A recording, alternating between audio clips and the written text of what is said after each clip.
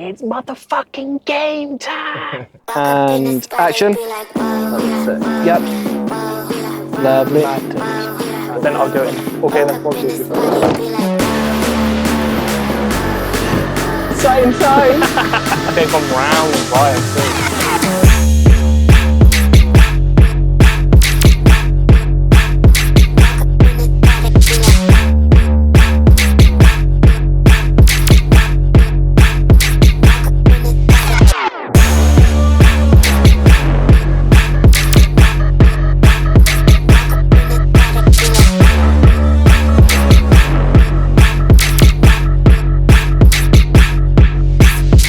What's going on everyone, and welcome back to another video. I wanted to take you on a behind the scenes look at my latest campaign for Polo Pro today. We are going to be checking out their newest case for the iPhone.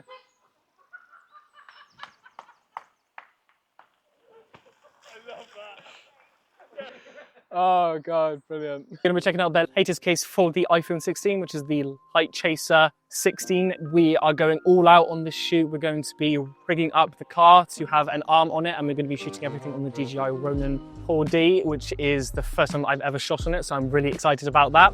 I also thought it'd be a good idea to talk you through the post-production process of how I've storyboarded all of this and the shot list that I've put together and the sort of equipment, and then what I think is a really good way of putting together a campaign just like this if you are interested in putting something like this together for yourself.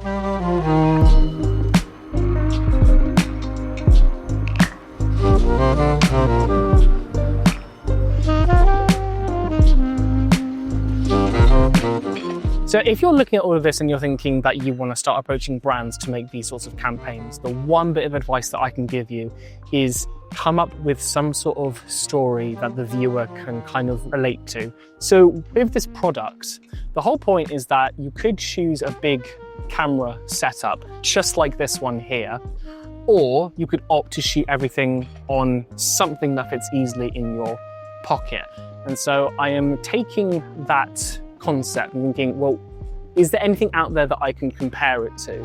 So what came to mind is that I've got a friend who's here, his name's Ted. He's just recently stripped out his whole car and he's put like a stove in there, and he's got storage and cupboards because he decided that he wants to try and put everything in his car and try and head out and have trips and try and see how he can get on with just being in a car. And I thought, well, those two kind of go hand in hand. He could have had a house, but he chose to have a smaller setup, and the same could be said for a big camera.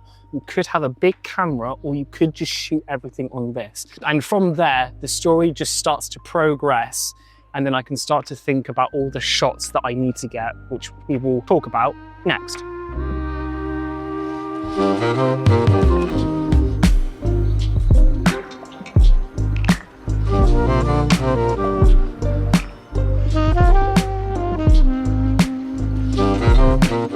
Now that you have your concept in place, the next thing that I would advise you do is to storyboard your video. In my previous video about the Polo Pro commercial that I did for the Shutter collection, I spoke about Freeform, which is a free Apple application on your phone and your desktop, and I just wanted to talk through it with you today. So what we have here is the synopsis that I spoke about earlier, which just gives you an outline of the sort of story that I'm trying to tell. You have the crew, the equipment, you then have a shot list, so every shot that I need, and then a storyboard, a very rough storyboard of the sorts of shots that I want to get. All these images are from Google Images. It's just a very vague idea of the sorts of shots that I need to get. What we have is a very blurry picture of a van, and that's all that I needed. I can see the shots in my head, so I don't need to know, oh, I want it specifically to look like this shot from this film or this commercial. I just needed a vague idea of the sort of angle and the sort of height that I needed to get on this sort of shot. So you've got shot one, it was shot on the drone, and it's just an aerial shot of Ted's camper driving, and then tracking shot of Ted's camper van. Obviously, we do not have a Porsche, but that's fine. It's just, this is the sort of shot that I needed to get. And then interior shots of Ted, another tracking shot. Ted's camper didn't look exactly like this, but it was, it's just, again, I just wanted a side-on shot of Ted pulling into frame, and the handle opening the door, Ted walking through the woods. Close-ups of the phone and the phone case coming out of the pouch, and then just detail shots and stuff like that. And then the big one, which was the whole point of this video, is to show what Polar Pro's filters can do to your iPhone's footage. I needed to get a lot of shots of footage coming straight out of the iPhone.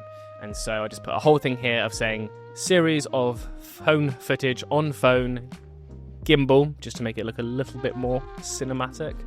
Showing an overexposed shot and then how the VND exposes your image correctly. Didn't end up doing that in the end because... Why didn't we do that in the end? I actually can't remember why we didn't do that in the end. I think I forgot. That would have actually been a really good reason to do that. Okay. Oh well. The VND was a black mist, so it was going to bloom the highlights anyway, so the results of the footage that I shot, there was bloomed highlights, so it kind of showed a way to get a more cinematic image. So that kind of worked, and then just a shot at the end of Ted driving off in his camper. And so I bring this on set, I can easily transfer this onto my phone, and so I've got access to it. I did bring my laptop as well, just in case, so I can see it on a bigger screen. So you have a concept in place, you have a shot list and storyboard in place. The next thing that I want to talk about is putting together a proposal or a pitch deck to really sell this to the brand that you're trying to connect with and to hopefully get the job.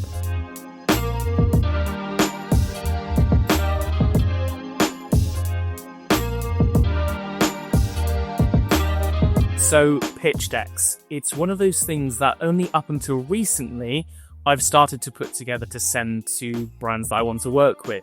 There was always just a little bit of a hurdle between me putting one together and me sending it to people, no matter how many of my peers told me that I need to put one together.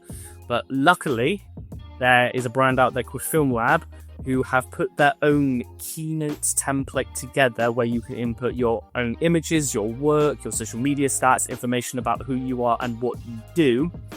And it really helps to bring in more clients, because in an industry that is so full and so crowded, and there's just so much competition out there with so many talented creators, you really need to do something to make yourself stand out above the rest. And ever since I have started to put a pitch deck together, not only has my clients increased because they can see what I do, it just makes me feel a bit more confident about whatever I am pitching to them, because I have the evidence to back it up and I can see it in front of me. And it's just really helped to, you know, in those quiet times when there's not a lot of work coming in, putting these pitch decks together to send to anyone and everyone, it just helps you to stand out above the rest. And I really think it's important that you start putting pitch decks together. And that's exactly what I did with this commercial for Polar Pro. You know, I've been working with Polar Pro since like 2020, but I still have to put proposals together because there is competition. I still have to pitch why they should hire me time and time again. So that's exactly what I did. I put a proposal together, I showed them the work, and I got the job. And so if you want to start putting pitch decks together, I'll leave a link in the description to the Film Lab templates that I bought. I think it's about $5, which is about £4 in the UK, I think. Please don't quote me on that. But cheap as hell. And the last bit I want to talk about today is just a little bit of the editing process for this commercial and just the little details that I add to really bring this concept to life.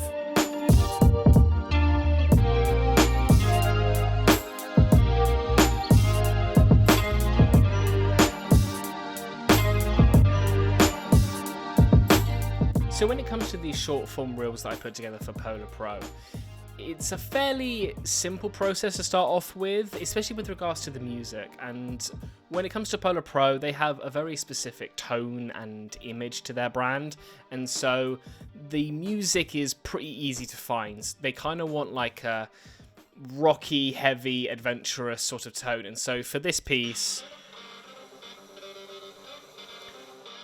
this was the sort of music that I chose. You kind of get a sense for the sort of brand that this is promoting, and so that was a fairly simple process. And then after that, it's just essentially editing the clips to the beats of the music. Nothing too complicated, but what I'm going to talk about specifically is the little details and the little extra sauce that I add on top just to really bring this to life. Originally, this piece was just going to start off from here. It was just going to be the opening shot of Ted's van and the branding for the iPhone 16 case, and it was just going to go in from there. Sometimes I forget to do it, but I always remind myself in the end is that this is like a 30-second piece, and you've got to try and grab people's attention straight away, and you really need to show the product within like the first 3 to 5 seconds of this reel. I've only learnt this purely by working with these sorts of clients. When I send them a draft and they send it back to me and they say it's great, but we need to see the product straight away. The first little bit that I added is just these little close-up shots of the iPhone 16 case. That was just a really good way to show what this reel is going to be about. You can clearly see, even though it's quick, your eyes kind of process that it's going to be about a case, it's going to be about some filters, and then we're going to kickstart into what this reel is going to be about. So that's the first thing, is that just make sure to include the product as quickly as you can, because you really need to grab people's attention in the shortest amount of time as possible. The next thing I want to talk about is sound design. If you can turn off the audio track that you are planning to use and essentially have a whole piece just have ambience running through it, you're already off to a great start. You've got all these sounds. So this is just the sound of a knife cutting a bit of paper, as you can see. And then we have the sound of a turning gear. That's not the sound the filter makes. It just brings it to life. You don't have to use the actual sound that the product or the object is making. You can use any sound which kind of has the same sort of movement or the same sort of motion, and it really brings it to life. Then this one is just a swoosh sound, just to build tension as we're getting to the climax of the intro, and then straight away we are into the next shot. As I was saying before, the whole kind of brand and tone of Polar Pro is heavy and gritty, and so I just wanted to add those sorts of sounds. So that's just a bit of feedback from a guitar and an amp, and then I also have the sound of someone plugging in a guitar into an amp, and those together form those sorts of sounds. And then the last one is just a sort of sound, just to give it a bit of depth, and then all together. And then the rest is pretty much just ambience that you would get in the location that is being shown. So it's out in the woods. This is actually the sound of an Audi Q5.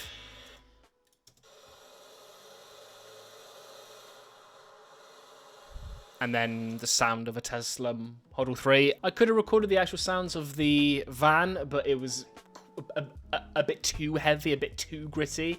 So this just kind of calmed it down a little bit. And then as he's pulling in, you get to hear sounds of birds and the woods and leaves rustling. You've also got the sound of some gravel. Again, all these sounds are off the internet. I have a subscription to Epidemic Sound if you're interested in where I got these audio clips. I'm not being sponsored, but I have used them for, God, 10 years now, I think it is. Like, it's been a long time, and all these sounds combining together. You've also got the sounds of Ted opening the door, opening the side of the van, footsteps, a little click for when he attaches the filter onto the case, and then just like a little swoosh as he's turning. Really added to it all. So that's the second thing that I would suggest you add into your content is sound design. I'm starting to realize how important sound is in videos, and I'm really enjoying crafting this world in front of me. It's a really interesting process. And the last thing that I just want to talk about is simply just simple keyframing. So when we go into these clips, let's take this one for example, you can see there is a starting point and an ending point, and it's literally just zooming in. I've just found it just really, again, just adds depth, and it just makes the shot a lot more interesting. Now, in DaVinci, they do have a feature called dynamic zoom, which is good, but quote me if I'm wrong, but you can't change the speed, and sometimes it's just a bit too quick. So with this, it's just from 1, so just the standard frame of 1, and then just zooming in to 1.2, and it's quite subtle, but it's just enough to make the shot more interesting. And you've got the same thing happening here. What you're essentially doing is creating almost like a vertigo effect where the drone is pushing in, but you're zooming out, and you get this really nice kind of pulling compression shot. You are starting more zoomed in, and then as you go to the end, you're resetting.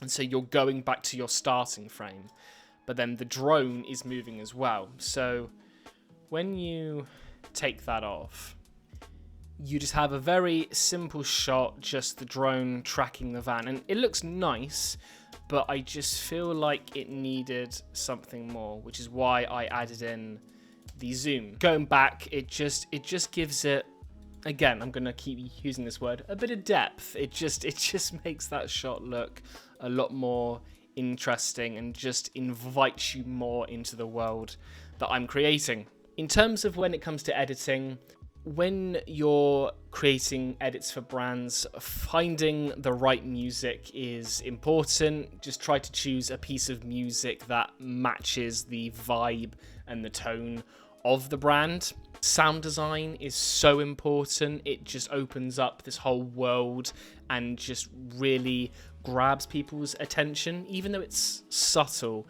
it really does make a world of difference. Third is making sure that you show the product within the first 3 to 5 seconds of your content. It's just really important to tell the viewer exactly what you are trying to promote and what you are trying to show off. And finally is just keyframing. It's just that little extra sauce on top that just really brings your whole video together. So that was a behind the scenes look at my latest campaign for Polar Pro and their Light Chaser 16 case. If you want to see the full video, I will leave a link down below which will take you to my Instagram page so you can watch that as many times as you want. If you like this sort of content and you want to see more, then as always, make sure to like, comment and subscribe. Ring that bell so you get notified every time I upload one of these new YouTube videos, and I will see you all in the next video. Cheers, guys.